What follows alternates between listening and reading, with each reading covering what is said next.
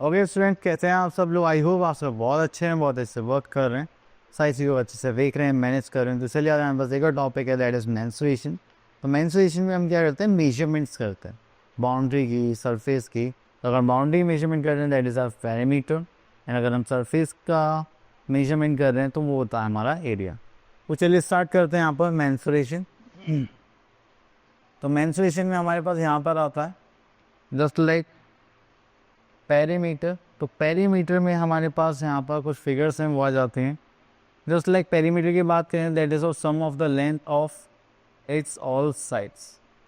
तो जब भी आपके पास कोई भी फिगर होगी तो आपको पेरीमीटर में सिर्फ एक चीज़ देखनी है कि आपको क्या करना है, सम ऑफ ऑल साइड्स करना है, दैट्स इट।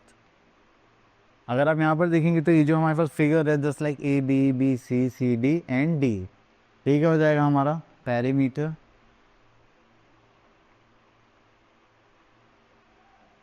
चलिए इसको करने के बाद फिर हम यहाँ पर आते हैं पेरीमीटर ऑफ ट्राइंगल। अब देखिए ट्राइंगल में हमारे पास कितनी साइड्स होते हैं? 3 साइड्स होती हैं, just like A B then C B then B A. तो यहाँ पर हम क्या करेंगे, अपने तीनों साइड से सम करेंगे और वो क्या आ जाएगा हमारे पास? पेरीमीटर। तो चलिए इसके बाद हम आते हैं यहाँ पर, that is perimeter of an equilateral triangle. Equilateral triangle में देखेंगे तो हमारे पास आ जाएगा ए बी सी एंड सी ए। तो उसकी तीनों साइड इक्वल है, तो उसको एस प्लस एस करेंगे, that is 3s 3 into length of side of triangle A B सी।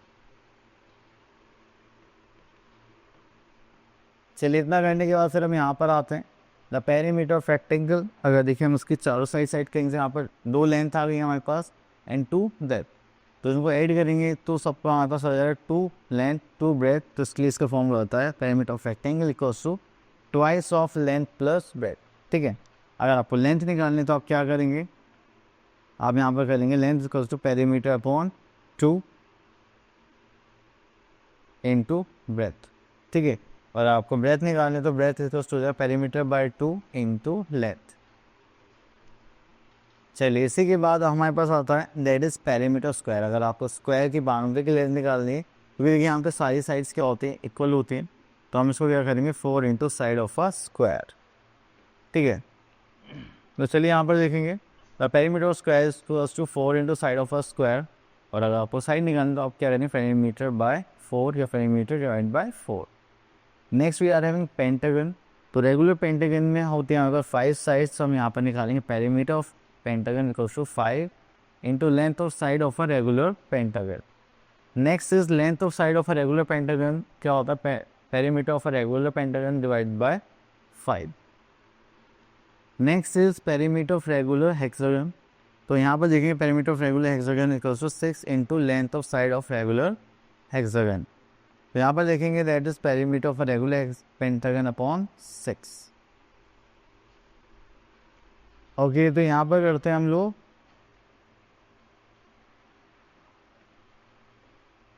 तो यहाँ पर अब आ जाते हैं अपनी exercise skill exercise that is 10.1 find the perimeter of the shape.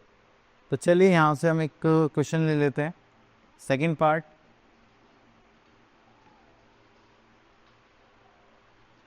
Okay, तो यहाँ पर आ जाते हैं हम लोग।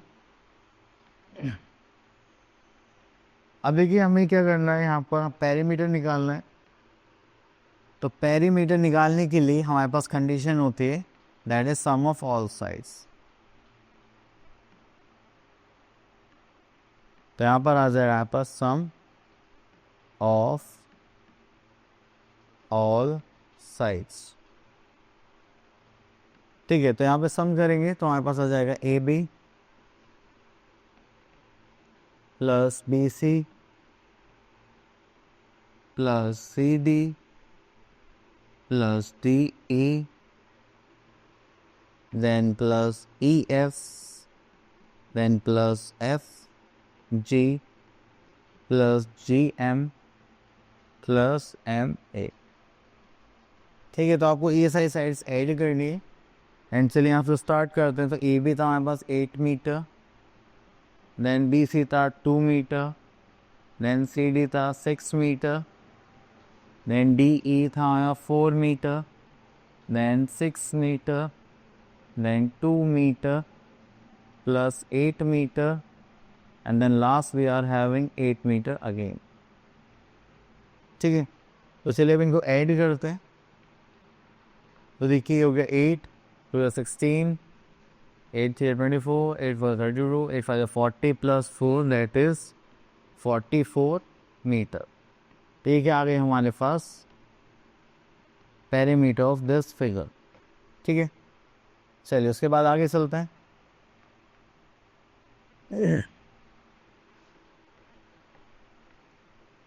तो यहाँ पर निकाल देते हैं find the perimeter of the triangle whose sides are this.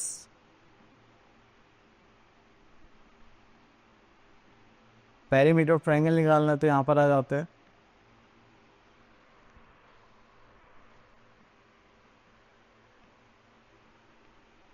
तो देखिए यहाँ पर हमारे पास 10 मीटर 12 मीटर 18 मीटर, तो यहाँ पर देखते हैं that is perimeter of triangle. ठीक है, तो यहाँ पर हमारे पास है ए प्लस बी प्लस सी, तीनों साइड से सम करना है, तो यहाँ पर आ जाएगा 10 प्लस 12 प्लस 18, तो 10 20 30 and this is 40 metre. Clear? चलिए इतना करने के बाद फिर हम आगे चलते हैं। Next is find the perimeter of a square. तो स्क्वायर का पेरीमीटर निकालेंगे तो हम यहाँ से ले रहे हैं थर्ड पार्ट। तो यहाँ पर देखते हैं हम पेरीमीटर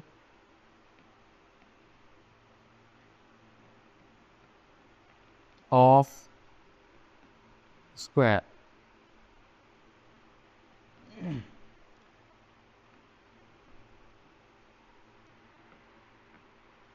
पेरीमीटर स्क्वायर करेंगे तो यहाँ पर हो जाएगा 4 इंटू साइड। ठीक है, तो हो जाएगा 4 इंटू 125 सेंटीमीटर्स। चलिए इसको यहाँ पर करेंगे तो हो जाएगा 250 इंटू 500, तो हो जाएगा आपका 500 सेंटीमीटर। चलिए उसके बाद आता है find the perimeter of a rectangle. चलिए तो यहाँ पर रेक्टेंगुलर पेरीमीटर निकालते हैं, तो ये हो जाएगा हमारे पास एक फॉर्मूला। तो यहाँ पर आता है हमारे पास पेरीमीटर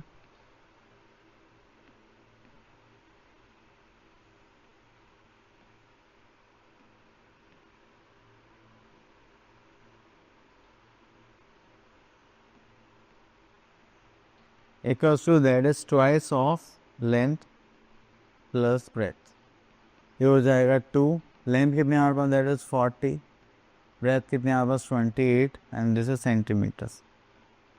चलिए उसके बाद यहाँ पर चलते हैं। This is twice of 40 50 60, this is 68, सो करेंगे तो इट वॉज 16 कैरी का 1 0 12, this is 13 163 centimetre as answer. ठीक है, चलिए उसके बाद आगे चलते हैं हम लोग यहाँ पर। तो रेगुलर हेक्सागन है, इक्विलेटरल ट्राइंगल है, तो आप इजीली कर लेंगे। यहाँ पर आपको पेरीमीटर गिवन है, तो चलिए यहाँ पर आपके सेम फॉर्मूलेज हैं। तो यहाँ से एक बार प्रॉब्लम क्वेश्चन ले लेते हैं, क्वेश्चन नंबर 9। अब देखिए यहाँ पे बोलेगा find the cost of fencing a square field of side 26 metre at the rate of 3 per metre. अब देखिए हमें फेंसिंग करवानी है, मतलब बाउंड्री पर ही फेंसिंग होती है, तो हम यहाँ पे ये निकालेंगे पेरीमीटर। तो यहाँ पे लिख लेते हैं side of square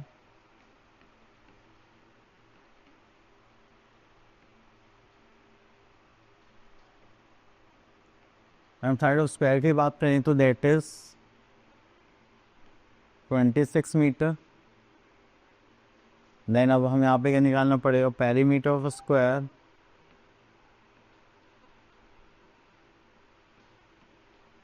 of square field.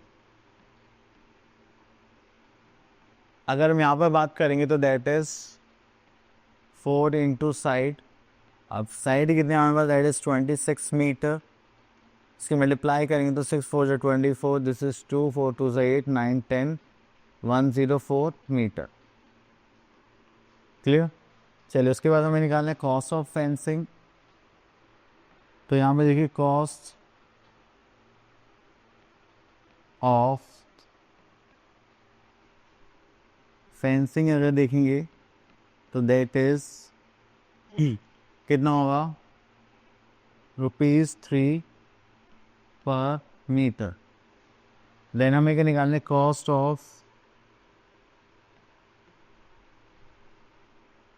104 metre fencing.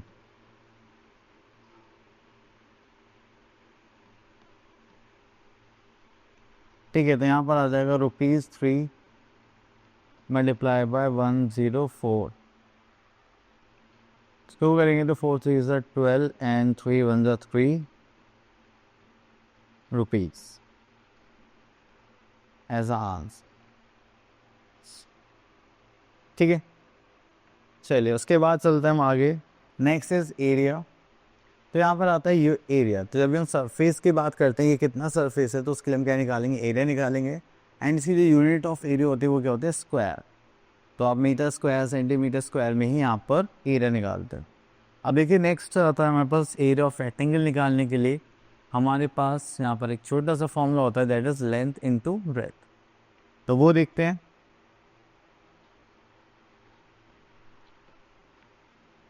Okay, तो यहाँ पर देखेंगे तो हमारे पास आता है area of rectangle equals to length into breadth. तो लेंथ निकालेंगे तो क्या आ जाएगा, एरिया अपॉन ब्रेथ। ब्रेथ निकालेंगे तो क्या आ जाएगा, एरिया अपॉन लेंथ। चलिए इतना करने के बाद आता है फिर आंसर आता है स्क्वायर। तो स्क्वायर में देखिए हमारे पास 4 साइड्स इक्वल होती हैं, तो एरिया ऑफ स्क्वायर यहाँ पर होता है साइड इंटू साइड। ठीक है, तो इसको साइड स्क्वायर भी कर सकते हैं। ओके, तो हमारा आता है अपनी एक्सरसाइज दैट इज 10.2 पर। तो यहाँ पर आता है question number 1, find the area of rectangle whose this. तो यहाँ पर आता है थर्ड पार्ट पर। तो चलिए यहाँ पर देखते हैं हम, that is area of rectangle. Area of rectangle will be that is length into breath. ठीक है, तो ये देखिए यहाँ पे लेंथ इनटू ब्रेथ हो जाएगा। ओके, तो लेंथ हमारे पास just like 2.7 metre and breadth is 45 centimetre. तो उसको 100 से डिवाइड कर देंगे तो ये भी किस में आ जाएगा, मीटर में आ जाएगा। तो हमेशा ध्यान रखना यूनिट सेम होनी चाहिए। तो हो जाएगा 2.7 मीटर और हो जाएगा इंटू 0.45 मीटर। तो चलिए इनकी मल्टीप्लाई करते हैं, दैट इज 27 मल्टीप्लाई बाय 45। तो 7 5 is 35, this is 3, 5 2 is 10, 11 12 13, this is 0, 7 4 is 28, this is 2, 4 2 is 8, 9 10। तो हो जाएगा 5 1, this is 2 1, तो this is 1 2 1 5। तो ये 2 हो गया और एक हो गया, यहाँ पर आ गया 3, that is metre square. 1.215 metre square, that is the area of rectangle. ठीक है, चलिए उसके बाद एरिया ऑफ स्क्वायर भी हम ऐसे ही निकाल सकते हैं बाय यूजिंग द फॉर्मूला। तो यहाँ से क्वेश्चन ले लेते हैं दिस वन। अगर आप यहाँ पर देखिए तो यहाँ पर जो फॉर्मूला होगा that is area of square.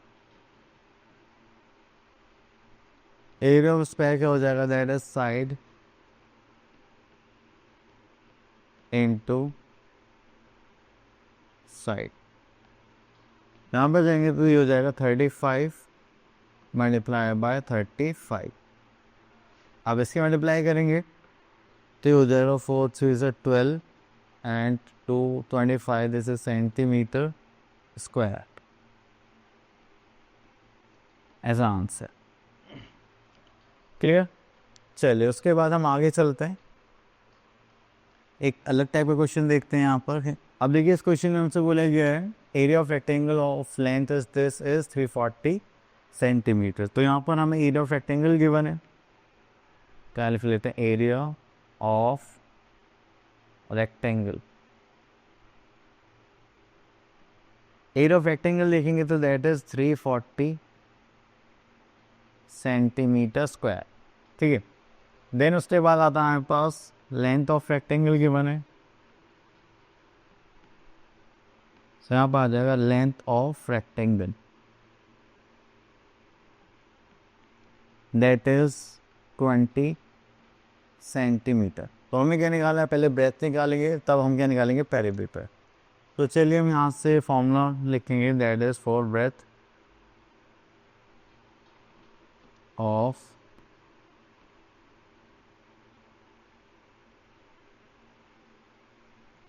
Rectangle equals to क्या हो जाएगा, एरिया अपॉन लेंथ। ओके, तो यहाँ पर कहेंगे 340/20, तो यहाँ पर आ जाएगा 340/20, इससे कैंसिल आउट हो जाएगा, इससे कहेंगे तो हो जाएगा 17। तो ये हो गया हमारा 17 सेंटीमीटर। ठीक है, देन उसके बाद आता है हमारे पास फाइंड इस पेरीमीटर। तो यहाँ पर निकालते हैं पेरीमीटर ऑफ रेक्टेंगल